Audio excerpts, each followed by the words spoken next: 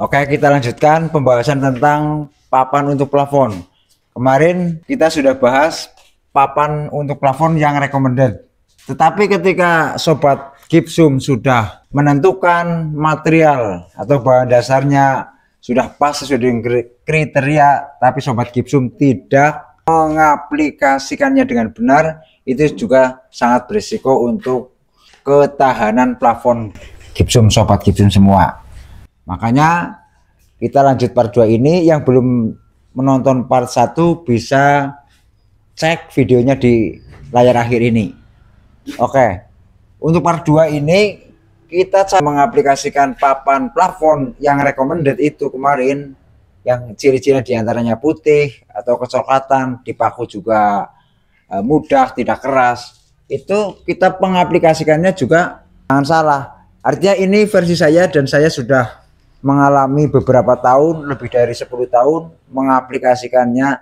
Caranya begini, itu aman, komponennya itu tidak mudah retak rambut atau tidak mudah retak. Ini plafon yang saya sudah review di part 1. Kebanyakan orang yang belum tahu di dunia pergipsumian itu, ini bagian permukaan kan ada dua sisi, ada yang halus, ada yang kasar.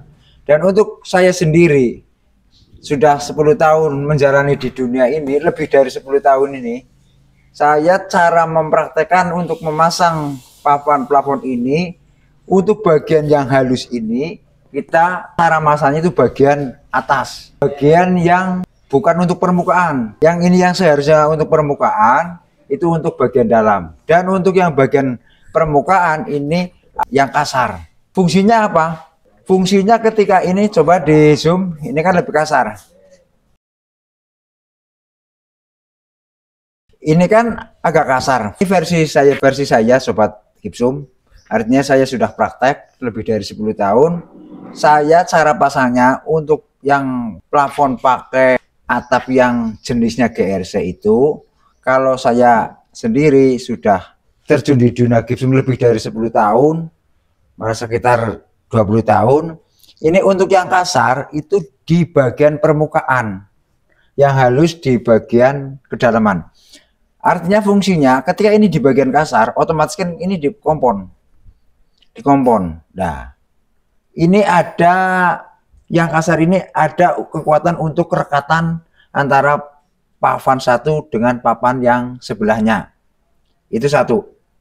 Yang kedua, kalau kita pasang ini yang bagian halus di bawah atau di permukaan, papan ini kan ketika ditempelin dua papan yang sama rata, itu kan sudah rata, permukaannya sudah rata. Nah, ketika dikompon itu pasti ketika kena lampu pasti itu kelihatan seperti ada ular, tetap ada jenggulan-jenggulan atau ada timbulan-timbulan. Makanya biar hasil maksimal, yang suka menggunakan papan dari jenis GRC dan lain sebagainya itu biar maksimal hasilnya juga, ya, ini yang pakai versi GRC dan sejenisnya yang tahan terhadap embun atau kremun atau tampias yang masih ada embun-embunnya itu. Ketika dua papan ditemukan di kompon, itu pasti ada gelombang-gelombangnya. Nah, ketika kita menggunakan papan ini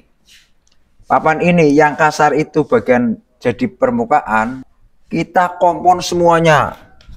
Yang penting halus saja. Nah, ini untuk penyamaran penglihatannya itu agak agak maksimal rata. Ya, karena satu papan dengan papan ini kan ini sudah sama tebalnya. Ketika kita dikompon pasti timbul. Makanya untuk hasil yang maksimal, dua papan ini kita pasangnya bagian yang kasar, kita kompon semuanya, dan insya Allah dan dari pengalaman saya ini bertahan lama dan tidak mudah retak rambut untuk sambungan komponnya.